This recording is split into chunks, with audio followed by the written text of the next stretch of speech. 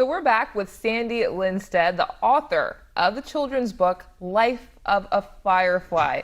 And of course, here on Being a Woman, we always like to go a little bit deeper. So we want to go a little bit deeper into these themes in this book. It's based in Texas and Chicago, and you say it's based on your loved ones in faith, but just reiterate, why a firefly?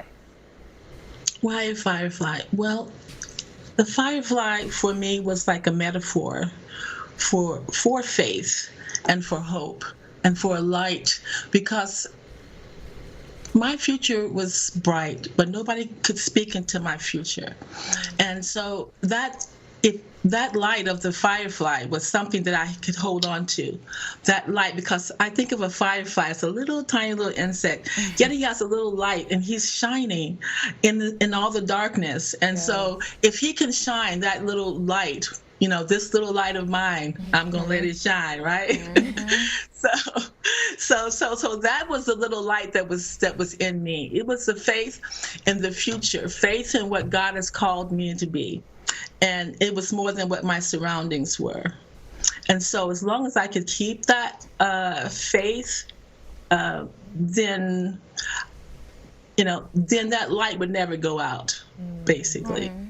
That's beautiful. I love that. The light in the darkness. It's I that love light it. at the end of the tunnel we keep talking about. Yes, we constantly talk about that, because you can be the bright light even if everything else around you is dim and dark. Yes. I love it.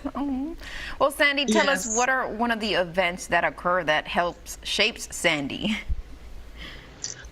Well, one of them was, I think, looking back, I think it was the fact that I had a grandmother who was a praying grandmother, and she took us to church and she did all these things, but it wasn't about religion. It was about her relationship with God and how she instilled that in me as a child. And so that's what I held on to. I remember praying for some shoes. I had to go to in Chicago. I was with my mom, and I have 5 siblings, and so we were all together living in a 2-room apartment. And so it was time for me to our class to take a field trip. I didn't have any shoes. I just had these little things called flappers, which meant that the sole was coming apart from the other part of the shoe. And I didn't have a sag lunch. And so that night I prayed, because I remember when my grandmother said that you have a father and that he will listen to you.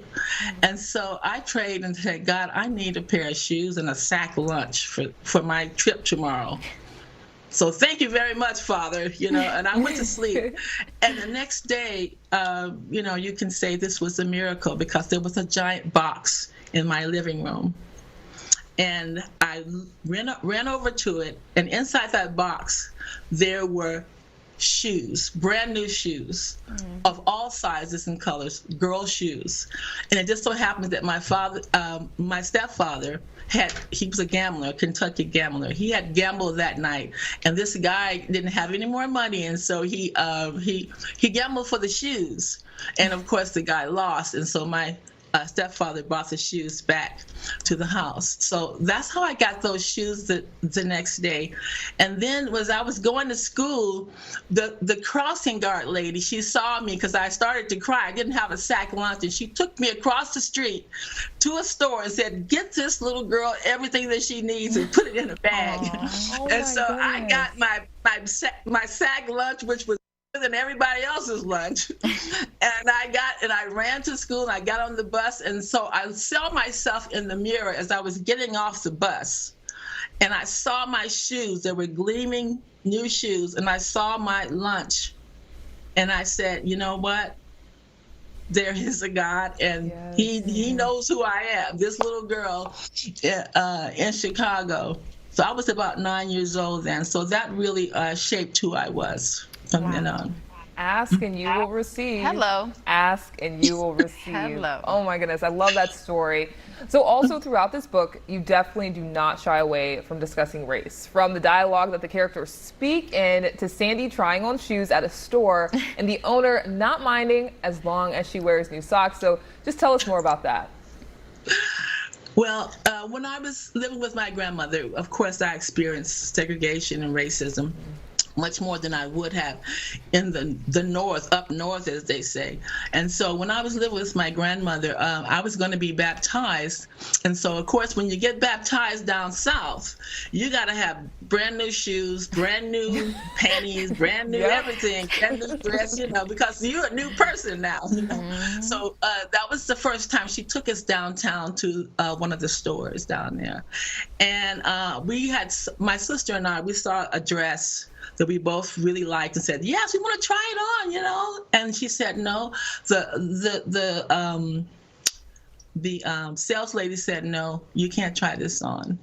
And I didn't understand why, because this had never happened in Chicago, And so my grandmother said, we're just going to pay for it and leave. And that's how that went. So that was my first understanding of what actual racism was, because she said the colored can't try on these clothes. So I said, who is the colored? I didn't know who the colored was, because I had never heard all these different terminologies. And so then I started looking at the signs on the bathroom doors and on the fountains that said white and colored, white, Negro. And so that made me understand that there was a difference.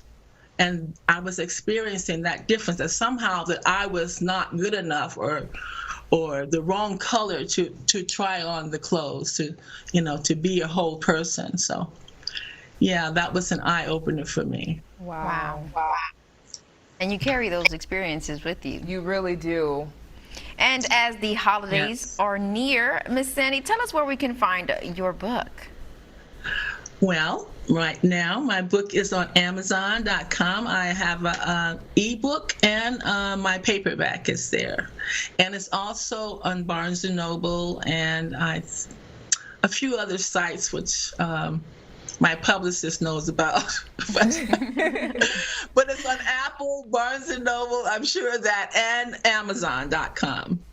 So. And Sandy, just lastly, just your final parting words with us here on Being a Woman. What advice would you give to those young girls out there, those young boys who are going through these tough lessons? What would you tell them right now? Well, I can just think of what Congressman John Lewis said: never give up and never give in. And get in good trouble when you're doing it. Never give up and never give in. Never give in to your surroundings. Never give up hope, because without that, you start to give in to the things that you see around you. But as long as you can view your future, as long as you have that in front of you, and know who you are and write it down, say, this is what I'm going to be. This is what I want to be. And keep that in front of you at all times. And you can make it, because I did. Oh, I love that so much. This just spoke to my spirit today, Sandy. Thank you so much for joining us today. We really appreciate it. And on that note, thank you for having me, ladies.